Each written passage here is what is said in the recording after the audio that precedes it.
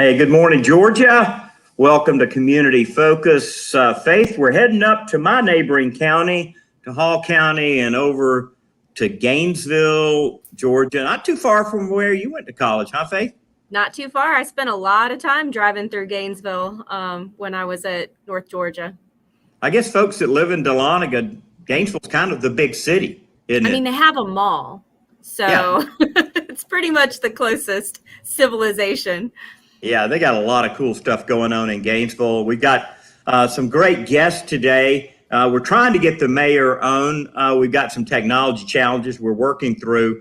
But Faith, we've got some fantastic guests today. We've got Lieutenant Jean Joy of the Sheriff's Office there in Hall County. They've developed the advanced program, and which is kind of the basis for now the statewide CHAMPS program. So we'll learn all about that. Good morning, Lieutenant Joy. How you doing? I'm doing well, Commissioner. How are you this morning? Good, doing great. We got Clint Cox from Liberty Utilities.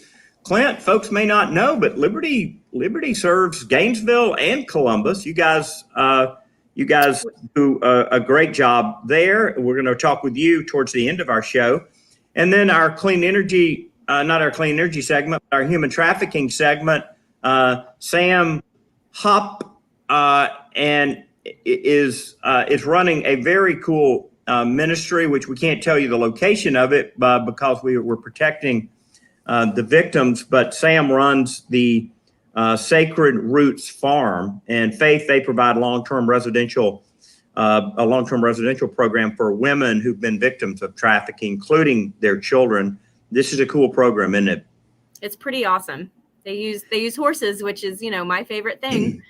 Oh, wonderful. Yeah.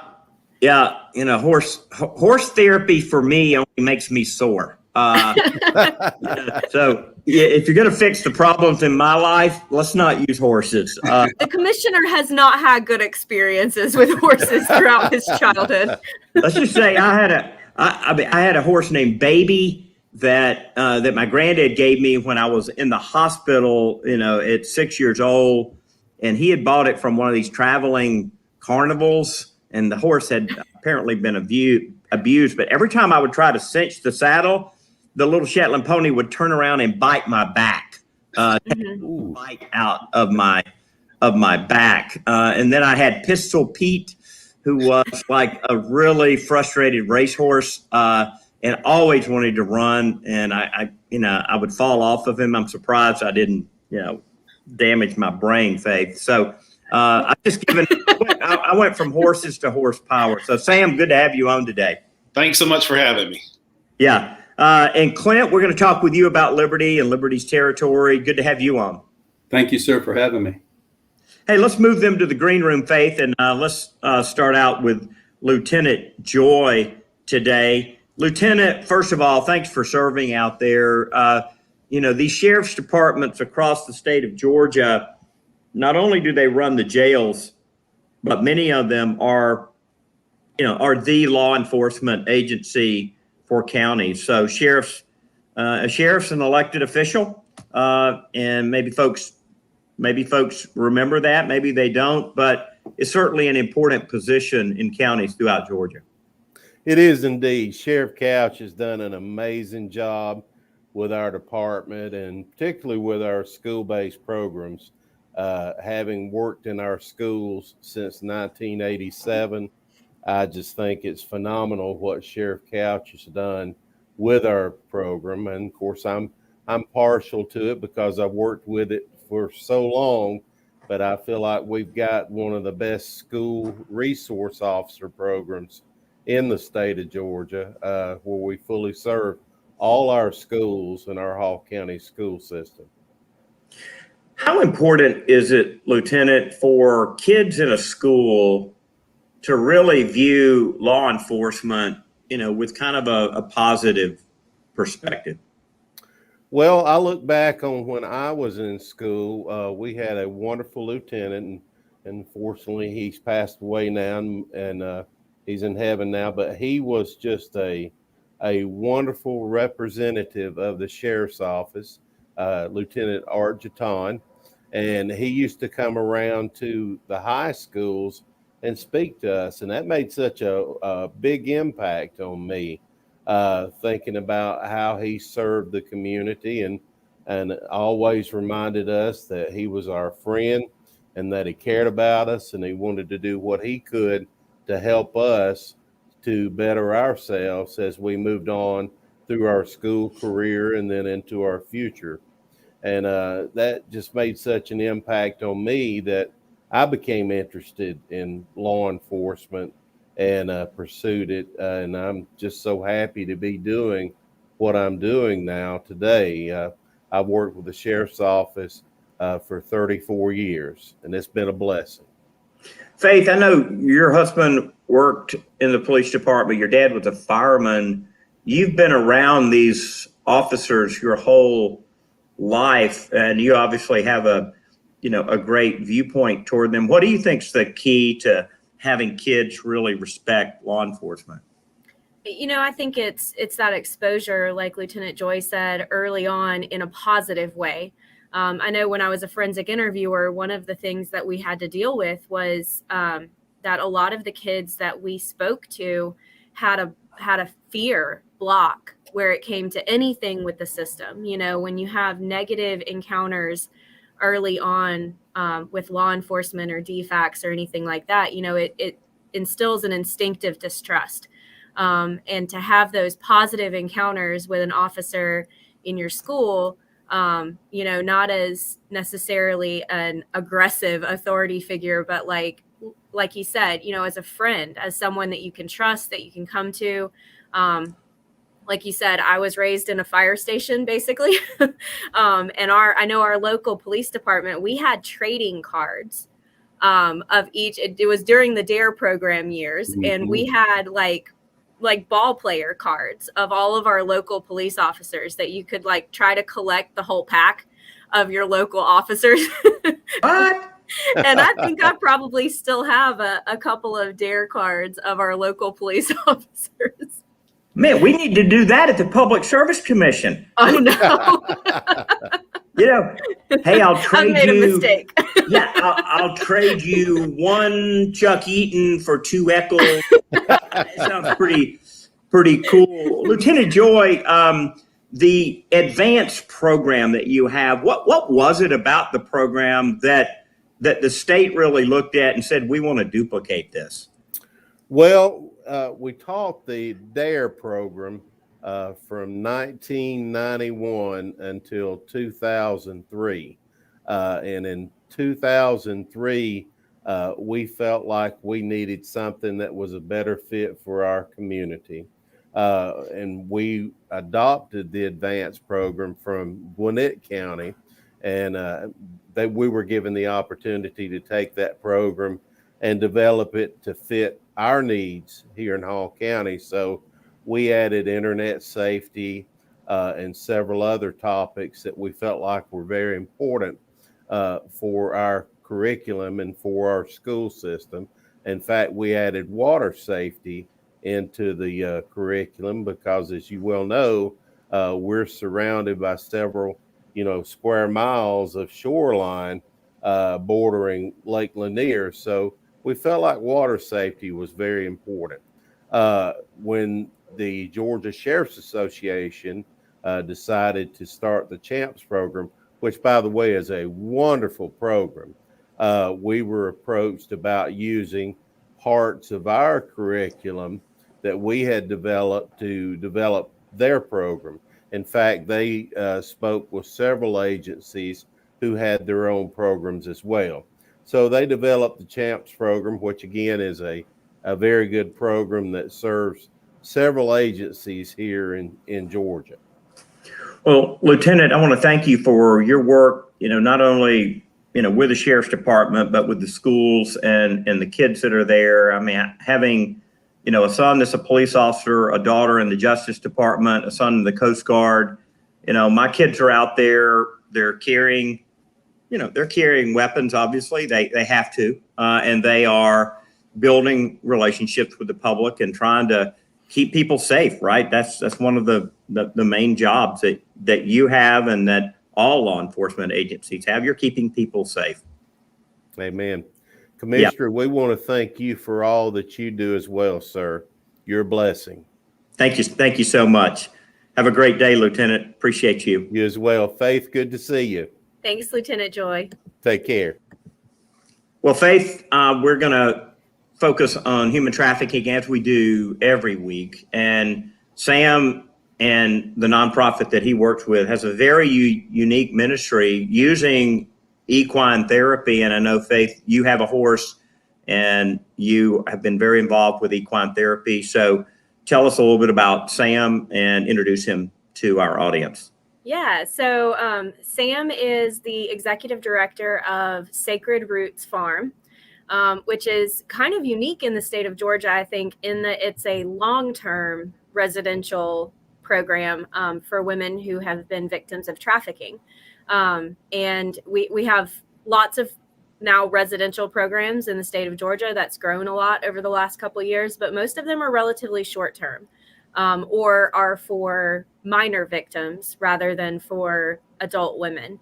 And so, Sam, tell us a little bit about Sacred Roots and what you guys do there. Yeah, thanks for having me. We are a specifically designed program for trafficked women along with their children. And as Faith said, we target the 18 to 26-year-olds. So we were trying to fill a gap. And it also goes along with our philosophy of healing. Our posture is we don't fix anyone. We provide them resources. We provide them opportunities. And if someone ends up with a changed life at the end of the day, the credit belongs to God and the lady because she did the work. And so that's sort of our approach. So every lady that comes to us by choice, and they sign a contract and they are free to leave. While they're there, what we provide is sort of a holistic model where we first look at their physical care, physical needs, their psychological needs, and try to get them stabilized from the complex PTSD. We try to identify any underlying medical or psychological issues. And we move from there to really allowing them the space to discover who they were made to be. And so that's through a lot of different experiences. And eventually it moves to independent living and executing a life plan with a life team to create a new life. I think that's fantastic. Just the empowerment to move on with your life and build from you. And I know you mentioned the children. Mm-hmm. I know when we were speaking yesterday, you said, you know, if a woman who's in your program maybe doesn't have custody of her children right now, you right. would prefer for her to work on getting her kids back while she's with the program so that she can learn healthy parenting skills inside of your program. That's right. One of the reasons we set our program up to take women who have children is because, one, we noticed that for a lady who's been trafficked, having the energy, the tenacity to do the work to create a new life. A lot of times if they have a child they're trying to get custody of, it provides drive for them. And the other thing is, like you said, Faith, we would like them to learn parenting skills while they're in our care. So we can provide counseling resources. They all take a parenting class. And so we go through what is good parenting versus bad parenting versus how are you parented. And so but parenting is, I think it works out best when you have kind of a community of other parents. So you know what's normal, what's abnormal, and you see what other people do. So, you know, and obviously the placement is depending on defects. So, you know, defects, we don't physically take responsibility of the child. The mother does, and we provide information to defects so that defects can make the case or make the decision of, is this the best thing for the child? So. Hey, Faith, I have a question for you because, you know, I've watched my daughters with horses, particularly my last child, and she talks about this horse that she has very affectionately, almost like this horse is her boyfriend, and she loves this horse, and he's her companion, and she will go over there and just be with him all day. I mean, is that is that the element you think that's so powerful here in equine therapy, and that you're putting your affections on this animal who loves you unconditionally, and doesn't have any demands on you? Is that part of it? Yeah, that's part of it. I think a lot of what they do at Sacred Roots and what we do in our equine therapy program is you learn to care for something other than yourself. You learn to physically care for this animal who completely relies on you. We've domesticated horses to the place where we have to take care of them every day.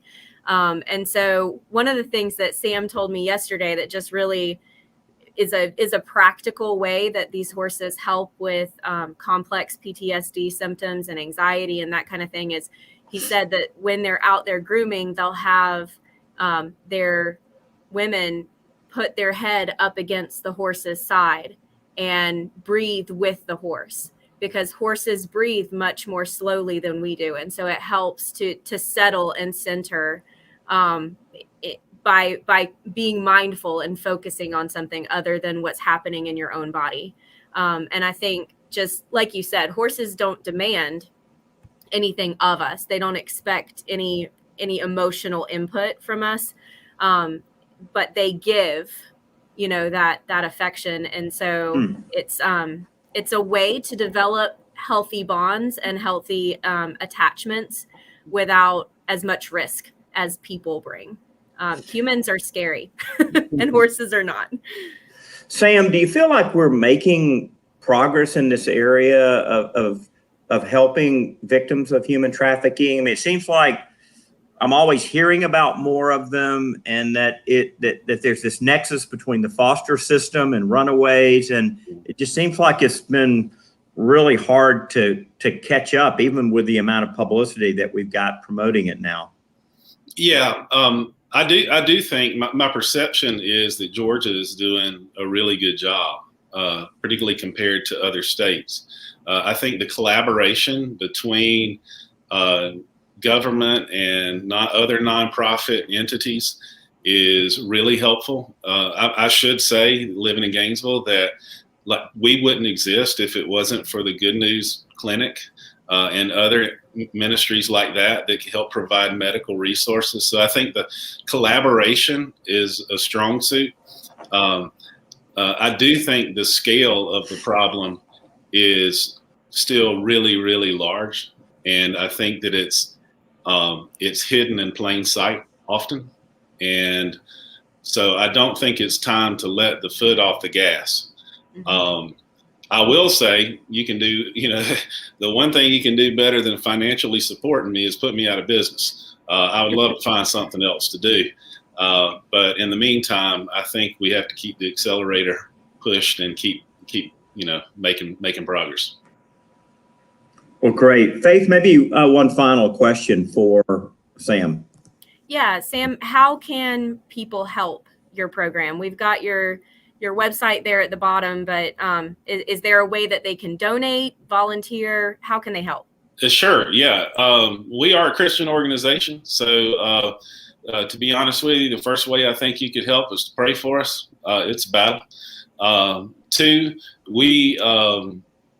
you can donate, and we exist solely from private donations. And so you can do that on the website, or you can give me a call at our phone number and ask questions to find out more. And then third, if you would like to volunteer, we are building safe communities for these ladies to come out into.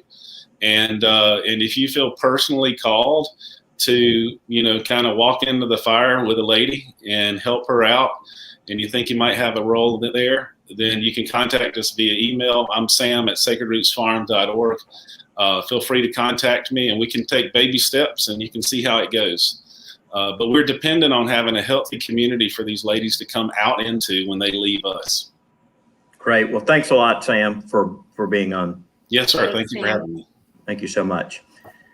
Clint, I know that Liberty Utilities at their headquarters down in Columbus hosted an event, a summit on human trafficking, maybe 4 years ago, that I did down there, where we pulled together folks like Sam and others As he said, they're working in, a lot of this stuff is happening in plain sight. And these ministries, obviously, or these nonprofits that work with these women, they have to be somewhat covert because they've got to protect those women, because some of the people that have been trafficking them continue to try to find them. And so they really have to hide them. And it's not an easy thing. And so I appreciate what Liberty has done. Were you aware of that work up there in Gainesville, by the way? I wasn't. I was not specifically, sir, but Liberty is a wide community sponsor for good things that the community needs. They're also very active in volunteering. We actually give our employees days off to volunteer, paid days off to go specifically volunteer for these activities. And I would imagine this was one of those opportunities for our employees to go do something good for their community. That's a super cool program for a big business to have. Yeah. Thanks, Clint. Maybe you can check further into what they're doing up there, because they're my next door neighbors, and I didn't know they existed. And we talk about human trafficking every single week, and we didn't know. So maybe you guys can shoot them some support. That'd be great. Clint, I'm driving an F-150 that runs on natural gas. I get a lot of questions about my truck, and I have emblazoned all over it, refuel me with renewable natural gas. What is renewable natural gas, Clint? Excellent. So renewable natural gas is methane that's derived from raw.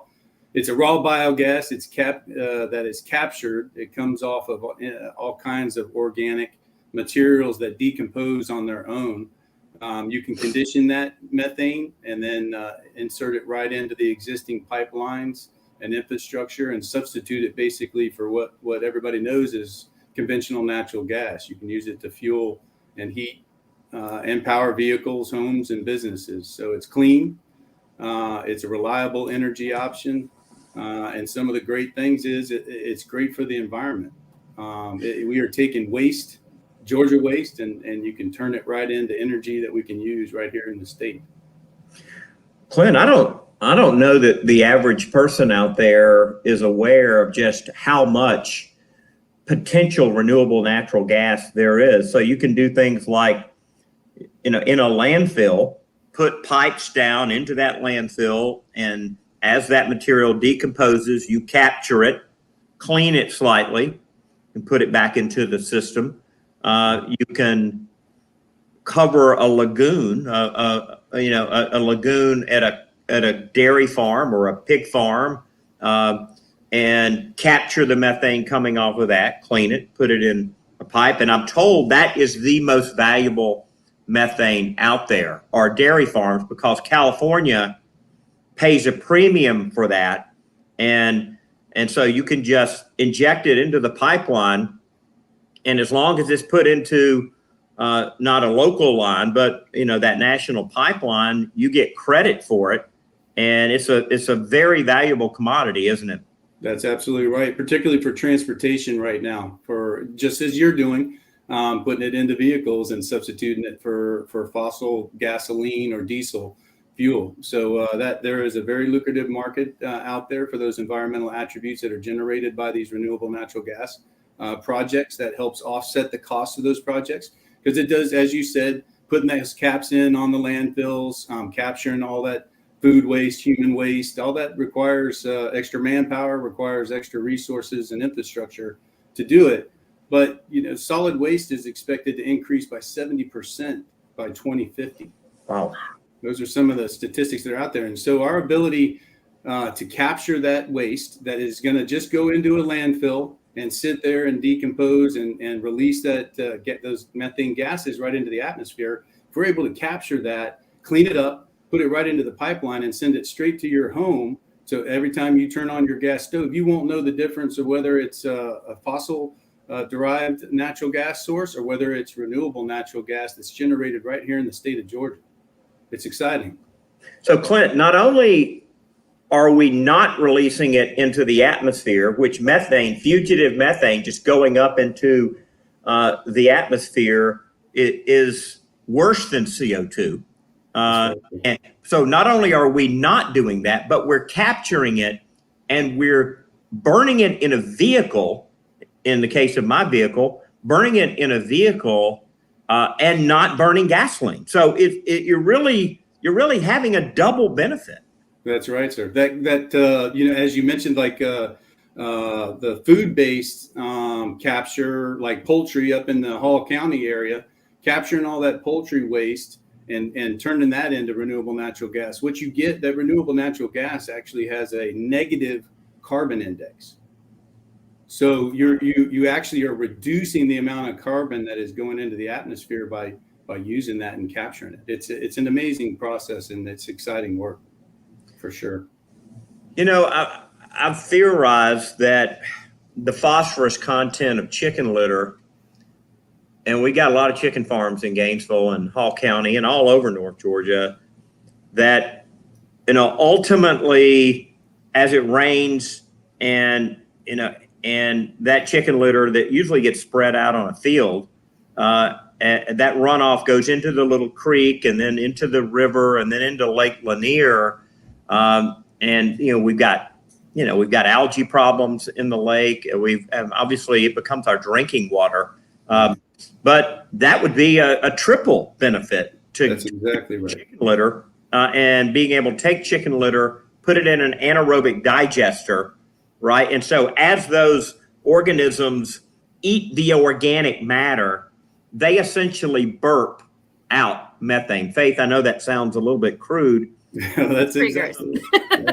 As the organisms burp, methane comes out of their little mouths, and you capture that methane, clean it, and then you can heat your home with it. You can, cook on it, and I can run my truck on it. Right, Clint? Yes, sir. That's exactly right. And I'll give you a fourth benefit: energy resiliency in the state. So right now, our natural gas all comes from out west. Everything that we move into the state to run our stoves, to any of our thermal needs in the state, our heating of our homes, that's all coming from outside the state into the state of Georgia. So if we're able to take Georgia waste and turn it into Georgia energy solutions, that adds resiliency into our energy portfolio. Mm-hmm. And that's kind of a fourth benefit of pursuing these projects. Yeah. We're gonna actually pull the mayor into the conversation. We're gonna keep talking, Clint. We hope that the mayor's tuned in here and can hear us. Good morning, Mayor. Can you? Good morning. Can y'all hear me? Can you hear me? All right, Mayor. Sorry about that. Yeah. Hey, Mayor. You hear Clint and I talking about renewable natural gas and the resiliency aspect of it, the lack of phosphorus going into the lake, the positive impact of not having it released into the atmosphere. I think you're going to hear more and more about this up in Hall County over the next few years. Oh, I agree. I had not heard that. That's fantastic. We need to do everything we can to make that happen. Yeah, Mayor. Liberty Utilities is your local gas company up there. They're a great neighbor down in Columbus and Gainesville. I know you guys are really blessed to be growing up in Hall County and Gainesville. You've got so much industry. You've got a brand new Lanier Tech up there, and don't forget about my J. Moore Farms up there with my relatives that are providing some very delicious food. Right? Yeah. No doubt. Yeah, they do. Liberty's been a great partner with the city of Gainesville. Matter of fact, I use quite a bit of natural gas from Liberty. I'm in the dry cleaning business, so I got a big boiler, so it likes that stuff. But they've been a great partner, and we're glad to have them here. They're doing a great job. Yeah, Mr. Mayor, as you think about the growth of Gainesville, are you all still growing there? Is there still a lot of folks like Kubota and other industries coming in? I mean, you had Governor Deal and you had Lieutenant Governor Cagle. I mean, you guys, it's not often that one county has the two top offices in the state. You guys really got a lot of benefit out of that. Yes, we did. We were very fortunate, and we feel that way. But we are growing. I'll tell you, it's I don't know if you've been to town lately, Tim or Clint, but we've got a lot going on. We've got stuff on the square. We got our second parking deck going on. We got a new business park that's going to be the largest one in Northeast Georgia going on right now. We're constructing it now. It's on city property. We've got upscale apartment complexes. We've got retail coming in. It's booming. Mayor, how important is that lake up there to the tax base of the county, to to just the quality of life? How important is Lake Lanier to your community? Lake Lanier, as you well know, Tim and Faith and Clint, it's one of the most visited lakes in the nation, and it is a huge economic driver in our city. We are in our county. We're great. We're very fortunate to have it, and it does a wonderful job. And our Olympic Park that the city just took over, left over from the '96 Olympics, we're building new boathouses, and we're fixing that up for the lake to go forward. Yeah. So was that the kayaking venue or canoeing venue? What did they do in that venue? Yes, that is the Lanier. The Olympics were held there in 1996.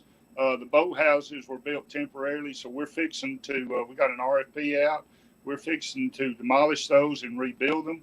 It's about a $20 million project.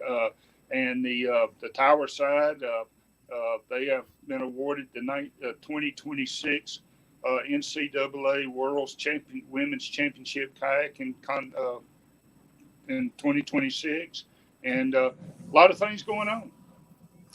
Well, Mr. Mayor, thank you for being on today. I'm glad we finally got our techno issues resolved, and you and I need to have breakfast together over there sometime.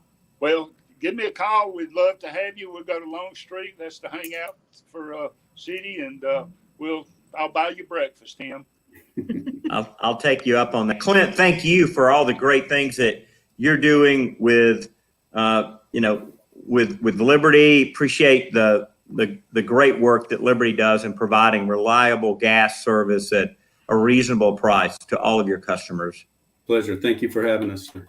Yeah, Lieutenant Joy, and keep up the great work. And we just need more quality law enforcement officers out there, building up, a good relationship with kids for this next generation of adults. Commissioner, thank you so much for allowing me to be on this morning. And Sam, I've already emailed my daughter twice and given her contact information. So keep a lookout for an email from Annie. And I know that, she's seeking God's will for her life, in terms of, the ministry, that she should work with and go into. But she knows it has something to do with horses. So that might be a great match. I will look forward to hearing from Annie, and thank you so much for having me today. Faith, where we're going to be at next week? Oh, next week we are, I believe we're headed back down to the metro area.